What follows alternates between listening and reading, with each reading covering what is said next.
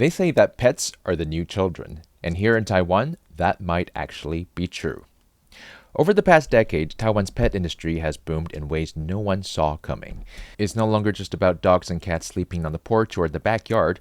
Today's pets are family, and their needs are catered to like never before. We're talking about organic food, pet hotels, birthday cakes, fashion accessories, aromatherapy, and even pet acupuncture. In fact, as of 2023, Taiwan had over 3 million registered pets, comparing to just 2.95 million children under the age of 14. The gift isn't just cultural. In fact, as of 2023, Taiwan had over 3 million registered pets, compared to just 2.95 million children under the age of 12. The shift isn't just cultural, it's economic.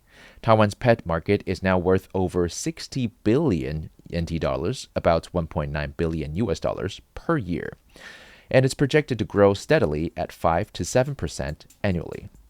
Similar trends are taking hold across Asia, where rising affluence, urban lifestyle, and low birth rates have reshaped how people invest in companionship. Today, we'll dive deeper into this cuddly revolution.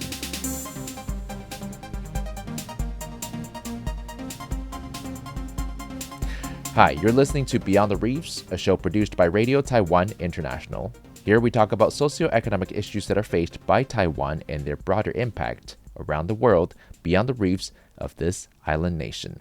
Taiwan's transformation into a pet-loving society is a part of broader demographic shift. With falling birth rates and rising living costs, many young people and single urban dwellers are opting out of parenthood and opting in to pet parenthood instead.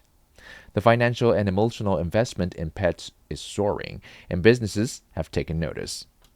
Pet care products, from imported organic kibble to designer leashes, and they're everywhere.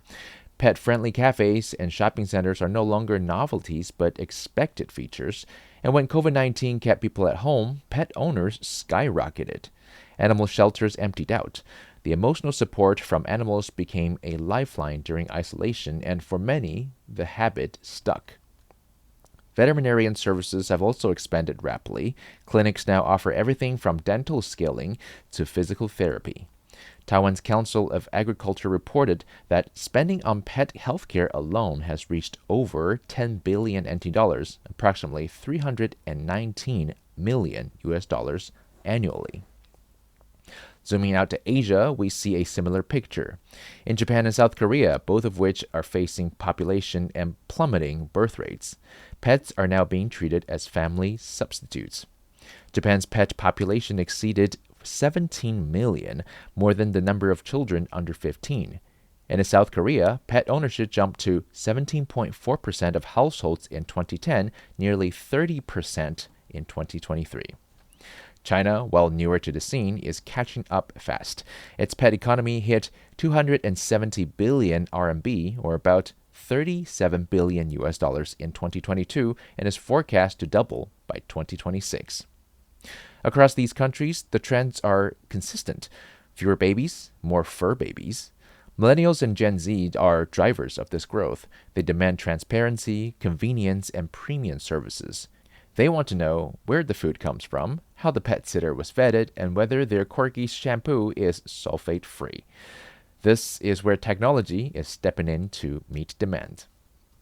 Here in Taiwan, the tech industry is beginning to respond with innovative solutions for urban pet parents. Apps now let you find dog walkers, schedule vet visits, and even book pet-friendly Airbnb stays. GPS trackers, pet fitness monitors, and even AI-powered feeders are emerging as must-haves for the busy, modern pet owner. Enter Fluv, a Taiwan-based startup redefining how people care for their pets. Fluv is a digital marketplace that connects pet parents with local, trusted service providers, from nannies to groomers to walkers.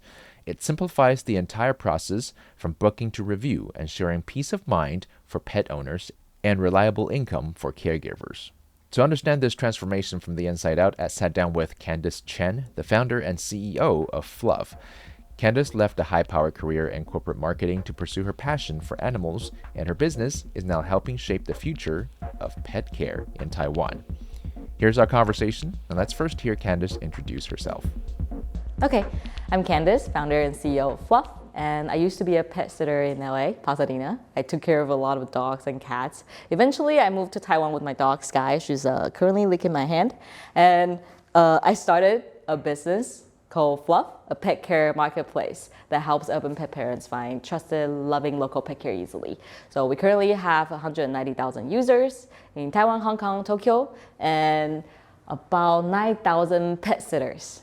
Well, the dog stroller situation, you only see them in Asia, especially Taiwan. People love using dog strollers. So we do treat our pets like babies here, especially the new urban pet parents or people that don't have kids yet. So we treat them like our own babies. So we see that in the market. It's very obvious. So for pet nanny, so nanny usually we have them for babies, but for pet sitters, it's a new thing, new trend. If we have to treat our pets like babies to find a pet nanny, right? So we launched Fluff about 5 years ago in 2020, and back then there was no pet sitter, pet nanny, but I saw that trend. I was like, there's no way. My dog is my baby. I can't find a nanny. There's no way. So that was the reason we started. And I saw the strollers. I was like, there has to be a market. So we also see a lot of pets, more pets than kids in Taiwan especially. There are 3 million registered pets, probably 5 million total, including the unregistered ones. So that's more than kids under the age of 15. And we see that. We also look at search trends. There are pet owners looking for pet insurance, pet sitters, or dog walking. And we have even supplements for pets. So those are all things that we usually get for our babies.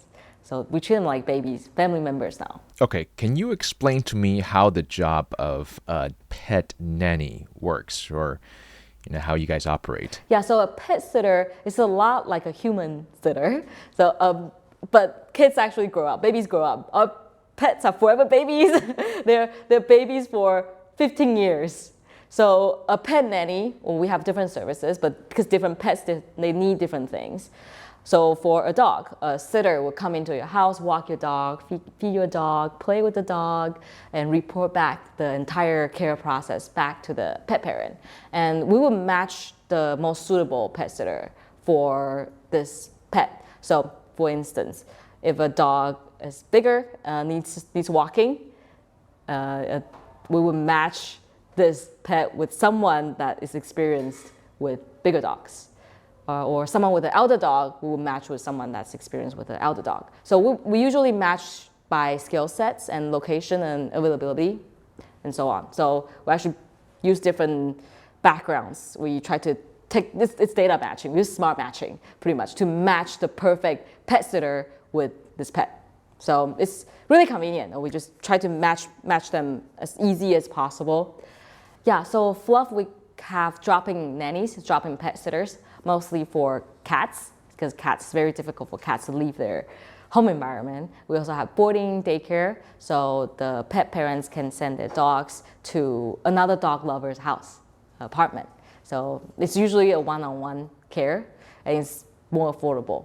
And the other one is dog walking. We walk people's dogs. So if they work late, they go out, they need someone to walk their dogs, they need to go out to pee, or they need to go out to just feel good or work on their mental health, or just to work out. We have walkers that can help pet parents walk their dogs. And we also have grooming. So we have drop-in grooming. So our groomers will come into your home if needed to wash your dog, bathe your dog, groom your dog or cats. And it's all very easy done through an app. It's like we call ourselves Airbnb for dogs and cats. So it's very easily booked. Just online, book the date, book the service, and the sitter, groomer, or walker, or any service that will come to you. To become a pet sitter, because I was a pet sitter myself, I was a pet sitter on Rover, which is the biggest pet care marketplace in the US. I had to go through a series of training, tests, quizzes to become a pet sitter. And then eventually I would get reviews. I would get reviews by other pet parents that used my service. So we pretty much used a very similar strategy, but translated, and we localized it. So the breeds are different, the city vibes are different. Not like everyone has a big house, big backyard. It's more like it's a concrete jungle, so dogs need walking. So some dogs even pee inside the house, so we'll have to clean the bathroom instead of walking them. So we changed our training a little bit to fit the local market. And the trainings include dog behaviors, cat behaviors, the SOPs of taking care of dogs and cats, meeting them, greeting them, and how to read their body language, and so on. A lot of training videos. And eventually, after they watch all the training videos, they have to take a test. And we have open-ended questions like, what does this mean when a dog flips over? What does this mean when a cat is trying to reach something? So we show them pictures, we ask them questions to make sure they understand dog and cat behaviors, and they will respond to difficult situations well with positive reinforcement. So we really do have to make sure they are all animal lovers. They will treat dogs and cats like their own family members. So that's what makes Fluff Sitter special, and that's what we want. We want all the pets, eventually all pets are loved. That's our goal. So we want to make sure all of our sitters are animal lovers. We also use part of our revenue to foster, and we encourage adoption through our app. So we also do that as well as part of the social impact that we care about. For your line of work, do you wish that there is a uniform, I guess, vetting system or certification system for nannies or even for owners to learn how to better take care of their pets? Currently, there's no certification program by the government. So we had to develop our own. And it's kind of like a Google certificate. So we had to do the same thing as Google. We had to develop our own system. I hope one day Taiwan can have more accessible education for everyone, especially for pet care and pet behaviors, pet training, so we can all treat them we can all learn how to treat them right. And it shouldn't be expensive, but currently it's quite pricey, and the government doesn't, I don't think the government cares about pets enough yet. They're working on it. I think they're working towards the right direction. There are a lot of really awesome organizations that are helping the government go towards the right direction. But currently, there's still a lot of systems to be built. So hopefully, we're in progress of getting there. Yeah, we actually try to educate the owners as well when we take care of them.